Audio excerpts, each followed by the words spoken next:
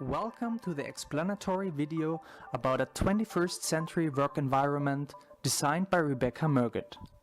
First of all, we will have a short overview of the history of workplaces. According to David Koblin, there have been three major waves of change. The first one was the modern industrial office or Taylorist office. The workplace was seen as a place for economic mass production and efficiency.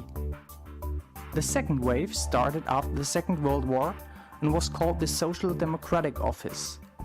The work environment is now a place of interaction with colleagues. It is an open-plan working space where people are more satisfied and therefore more productive. The third change is since the millennium.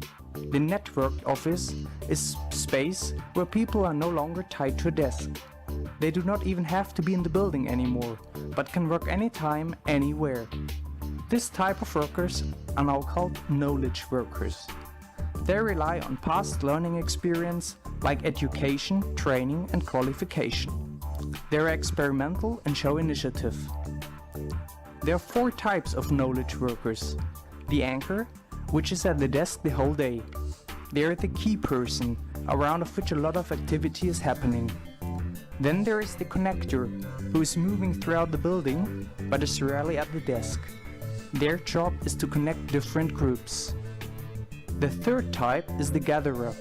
They are half of the time in the building and the other half in closed area. The last type is the navigator, usually the most senior staff. They are not very often in the building, but travel internationally. A proper office design has to account for all of these types. There are several issues we have to think about in the future.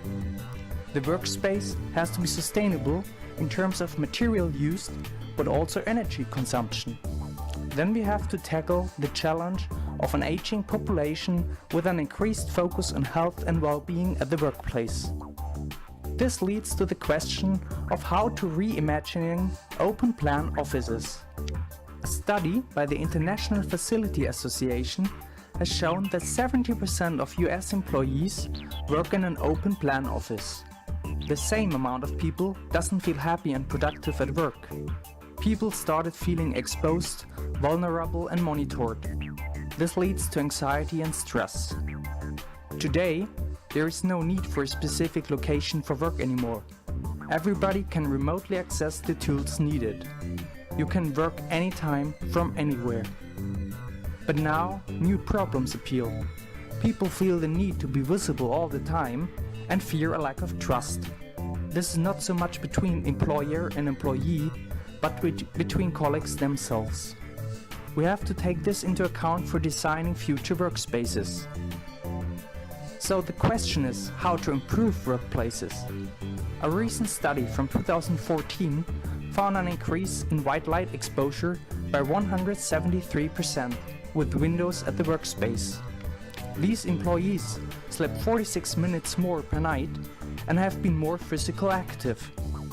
The control showed poorer scores in quality of life measures and reported more physical problems.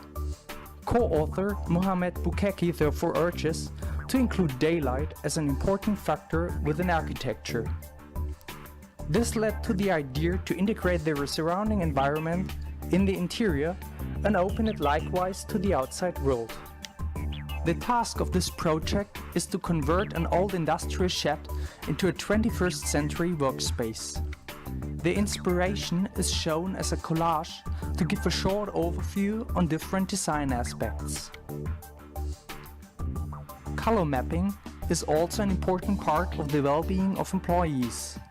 Red stands for the energy and strength, green for optimism and confidence, and blue for trust, efficiency and logic. The impact of colors on emotion is underpinned by various studies. Additionally, inspiration came from a few outstanding buildings concepts like the workshop building for the Kanagawa Institute of Technology in Tokyo. This design from Chuna Ishigami merges inside and outside together. The design by Splitterwerk includes the surrounding environment within the building. The windows integrate the landscapes with prints on the walls. The interiors of the Markthal in Rotterdam is covered by a roof, which mirrors the fruits and flowers sold downstairs. This design was created by Arno Könen and Iris Roskamp. Now it's time to introduce the novel concept of the fourth wave, open source workspace. This workspace will facilitate their creativity and productivity. The shed is open on 3 sides to the environment. This allows enough light to enter the building. In the back is a single printing unit for stationary machines. There are several working clusters on the top floor, which can be assembled and moved. Then there is an open meeting area for informal meetings and conversations on the top floor, and also smaller units in the outer area on the balcony. Now you can see the ground floor with a kitchen and sanitary facilities in the back of the building. Next to it is a lift and a reception. The heart of the building is the meeting room, which is closed for more informal meetings and confidential dialogues. In the back is a large quiet work area. The space below the stairs is used for a waiting area. Large prints on the wall show natural sceneries to connect with the outside environment. The central glass bridge functions as a source of light and stands symbolically as a bridge between the clients and the company. The interior, like the rotatable hubs in the quiet area, allow employees to work independently and undisturbed, as well as teamwork in larger groups. In line with the open source theme, every single module can be rearranged and modified. Colors and size are available in a broad range to meet every requirement to the working space. This allows flexibility for the employer to adapt quickly to emerging situations and an application to several sectors. Whatever the future of workspace is, open source will be the solution.